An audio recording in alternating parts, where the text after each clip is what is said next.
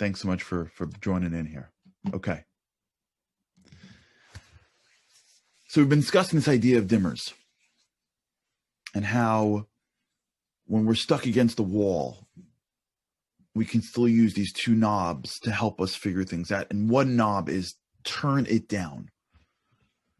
There is just a value in getting stuff done, like James Earl Jones. I love Ken. I love you, Ken. There's a value in just getting stuff done. And just getting stuff done feels good. And it builds a very strong momentum inside. And if you're stuck and you keep on hitting the wall, if you just dim it down and do a little less and just keep moving, you'll pick up that excitement of I'm getting stuff done. In the world of football, they speak about this with just yardage.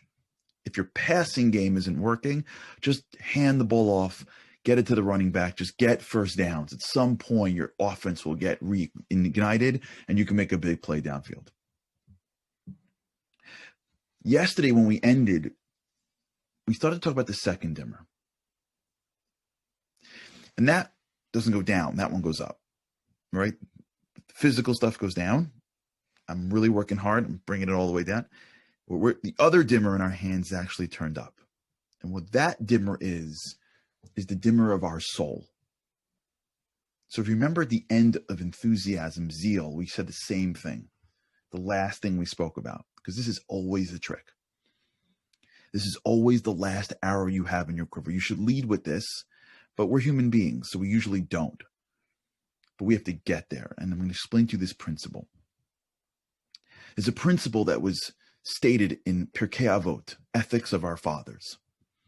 And it's one of the most subtle and most important principles in spirituality. And the principle goes like this.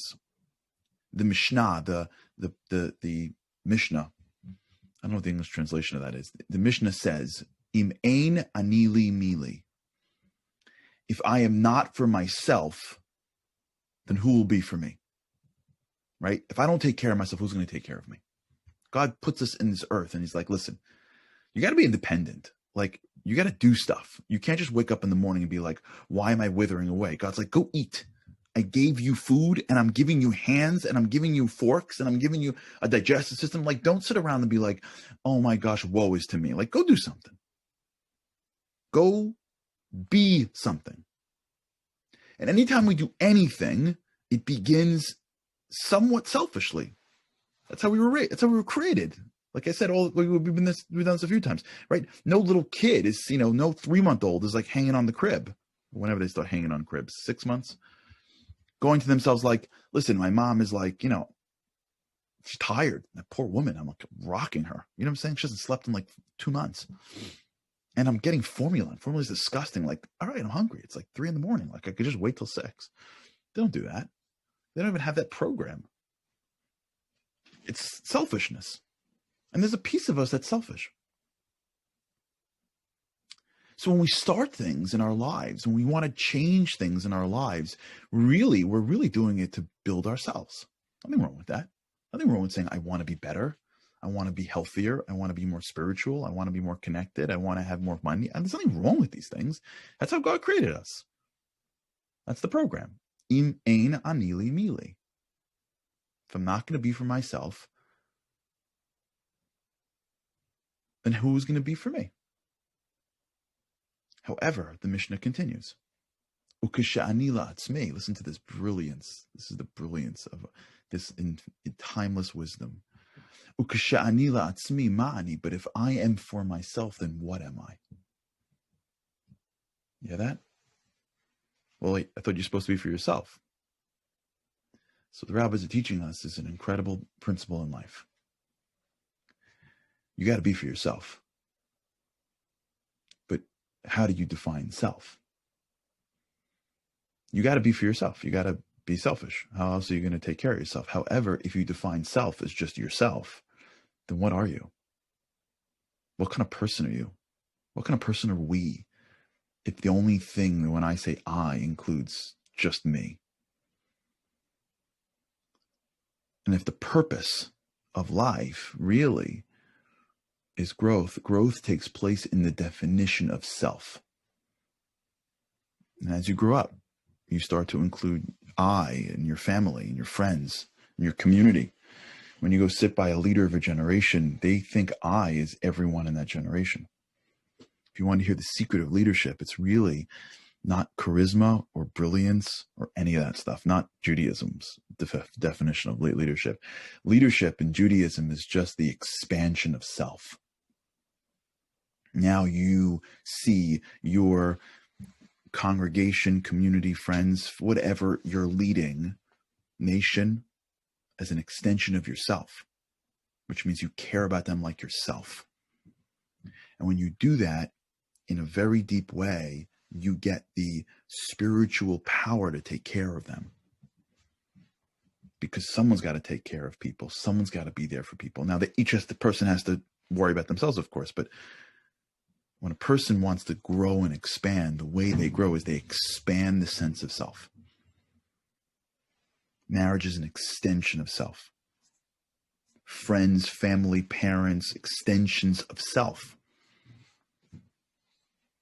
And when you extend self, what you're doing is you're stretching the, if you will, the body, even though it's more of a spiritual concept, and you're enabling, in my understanding, more spirituality to come in.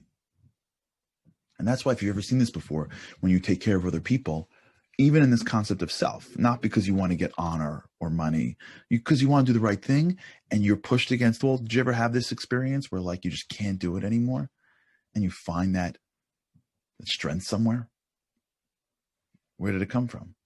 You expanded yourself and now you're open to more spirituality. Because remember, spirituality is a constant flow. You don't got to get more. It's all here. We just got to extend ourselves to be more. As I like to say, spirituality is like the waiter that comes around with the most perfect pot of coffee.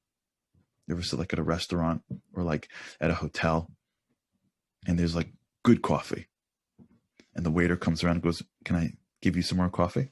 It's like my dream moment. I'm always like, sure. I'm always like, and whenever that happens to me, I'm always like gathering all the cups on the table. Like, are you using that? Are you using that? You good? Good. And there's like 17 cups. I'm like, just pour them all. I'll get to them. Just pour them all. Like, don't leave. I don't want to wait online to some like bad coffee machine. God's always pouring coffee. The question is how big is going to be my cup? The expansion of self to include others allows the spirituality that is being poured into the world every single day to be more filled into who you are. Discipline. Discipline. When you hit the wall on discipline, now the trick that you have is if you start to extend why you're doing what you're doing and start to include more people as beneficiaries of your discipline, that's when you start to have more power that you can use to accomplish your goals. So if the reason why I am asking for a raise or stepping up in my job is because I want more money, or I need to feel good about myself, or I want to feel like I've accomplished, then fine. It's legitimate. Im ein ani li mili. That's what we're talking about. But if I hit a wall and I think about the people that I am responsible for and what the additional salary will do for them, or if I think about the people that I can service and what being better at my job can do, and if I think about the community that I can get involved in and the fact that I want to be more helpful and need more time and an extension of my abilities at work, and not fake it, mean it. Now all of a sudden I've expanded the reason for the discipline. And now all of a sudden I found more power in me because I'm doing it for someone besides myself. I saw this recently, I forgot where, when it comes to salary asks. It's the hardest thing to do in a business is to ask for an additional salary, ask for a raise. I saw this somewhere, I forgot, where they recommend, the experts in the field recommend that before you ask for the salary, you think of the people that you will benefit. Your family, your community, whatever. And that just thought makes a difference. I can tell you for myself, Many times if I get up to speak somewhere and I'm like totally nervous, I'm always nervous. Like there's always a sense of nervousness because at the end of the day, it's got to come from God, and we're nobodies. And you just hope and pray he puts it in every single time. But if I'm ever at a brink, I try to remind myself that I'm not doing this so that people think like there's something good about me. It's nice. Everybody wants that feedback. But like, remember, Charlie, you want to share something that you think is valuable with them. This is really about them, not about you. And as soon as my brain does that, as soon as my brain goes, this isn't about whether you do a good job. This is about whether they get something that you believe is true. And as soon as that shifts in my head, I feel different. The discipline, the strength, it all changes. So that's where we go. Now, hopefully we start that way. But who says we need to? We need to end that way. When we think of what we're trying to do in our lives, the question we ask ourselves is why? And when you understand that the reason why you want to do what you want to do is because you want to benefit somebody besides self, even if it's indirect. Because if I wake up at this time and I start my day this way and I'm more directed, and as a result, I can be a better fill in the blank. I can be a more calm, I could be a stronger, if I eat this way, if I talk this way, if I engage in this thing, if I do this thing, if I don't do this thing.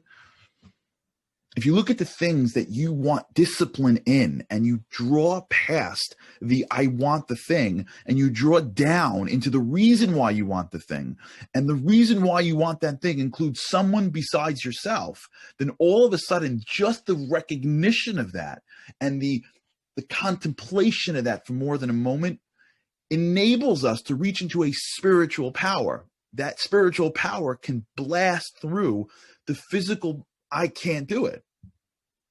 That sense of I have to.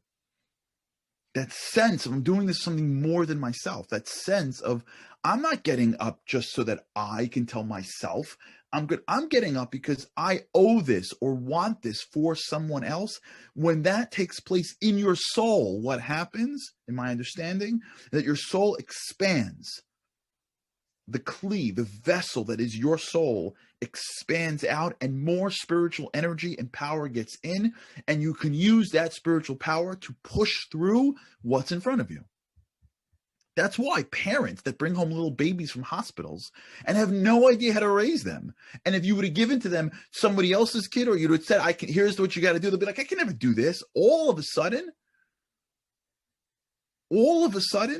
a parent has the power to raise a child. That's why sometimes you see this when it comes to older kids taking care of older parents. And for years, the parents really were the ones who were providing for the children. But then at some point, the kid gets to an age where the parents need the children physically. And that, what I think they call them the sandwich generation. Am I saying that correct, Andy? Like there's a group of people that hit a certain part of life where they're taking care of their parents physically and taking care of their children emotionally because their kids are still in the house, because that's what happens today. And all of a sudden you've got these people who maybe 10, 15 years ago were like, losing it when the gym was closed, or when there wasn't the right, thing at the restaurant. And all of a sudden now they're grappling with two generations. I'm not saying it's easy, but how are they getting through it? How are they getting through it? Where is it coming from? They couldn't do it 5 years. No, you know how they're getting through it? Because they got to take care of mom and they got to take care of their kids. Now they're expanding their self. That's how the commando walks 400 miles and is willing to walk into battle, because he's expanded himself. That's how that teacher wakes up in the morning sick. Back in the old days when you were sick, you still can function. Today, if you're sick, you got to be quarantined behind, the hazmat suit. But back in the old days, when if you were sick, you just sort of took some medicine and moved on with your day. That's that teacher just drags herself into school and teaches a class. How does she do that? She does that because she's thinking of those kids that are not going to study without her. And she understands that the reason why she's here is to teach. And it's so much more than just the obvious stuff. It's also who we are. It's how I eat and how I talk and how I collect my thoughts and how I plan and how I am home for my family. That phone that goes into the box so that my kids have me or my friends have me, or when I sit in a conversation, I don't look at my phone 400 times and the person in front of me who's struggling with something feels like there's another human being that cares about them. That's not for us. It's for them.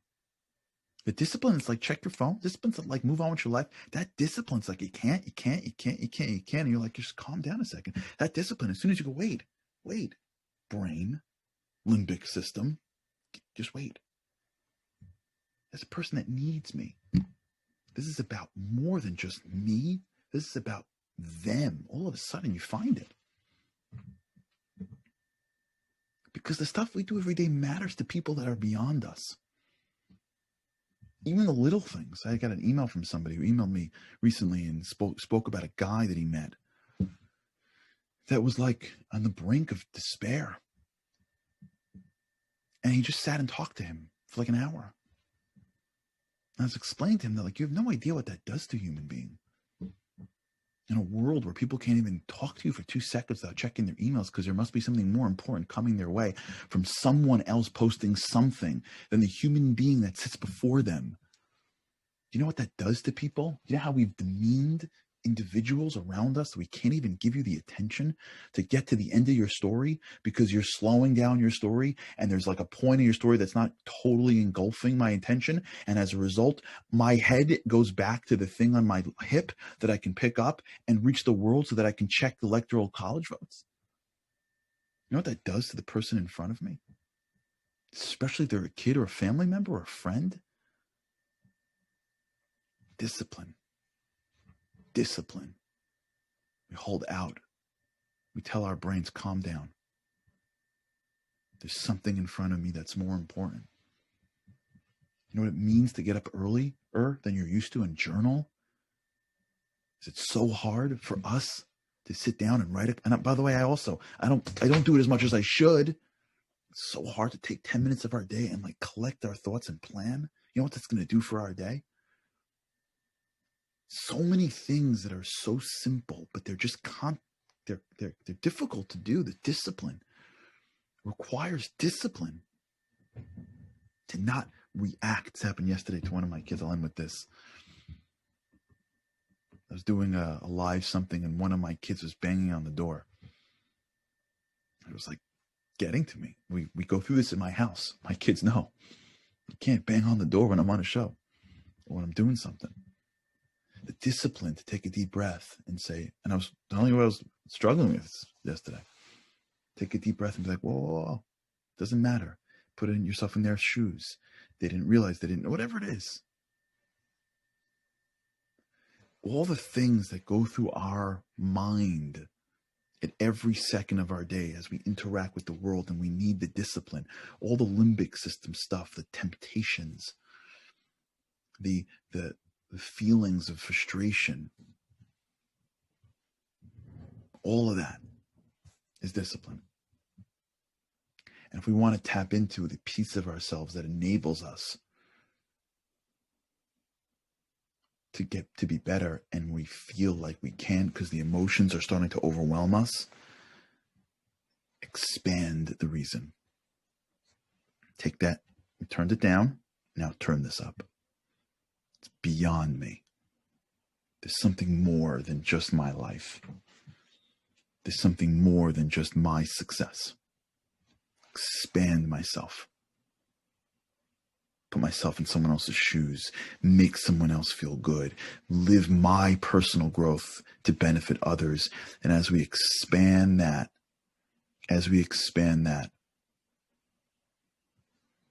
we start realizing that I got more power than I thought.